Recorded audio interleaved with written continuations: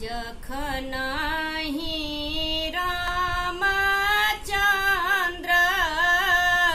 चलल बियाहन हे शुभ बाजन बाजे।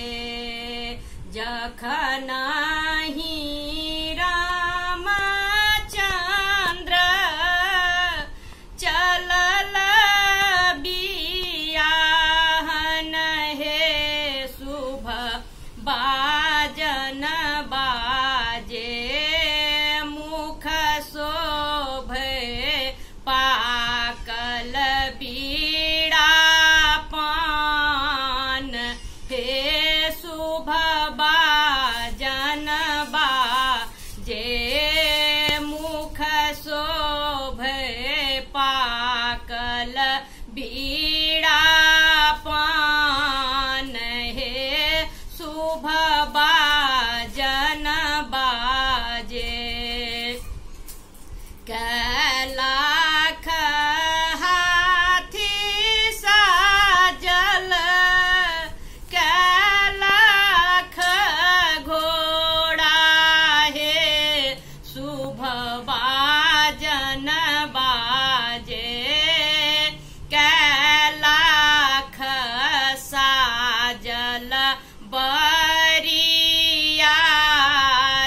हे शुभ बाजन बाजे।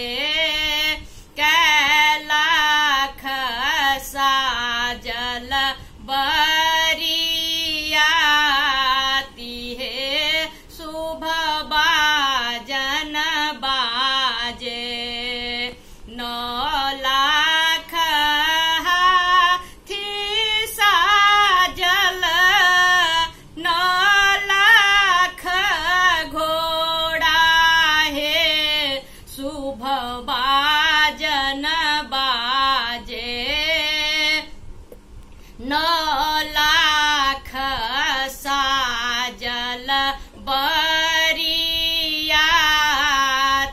हे शुभ बाजन बाजे। 9 लाख साजल बरियाती हे शुभ बाजन बाजे। जखनहि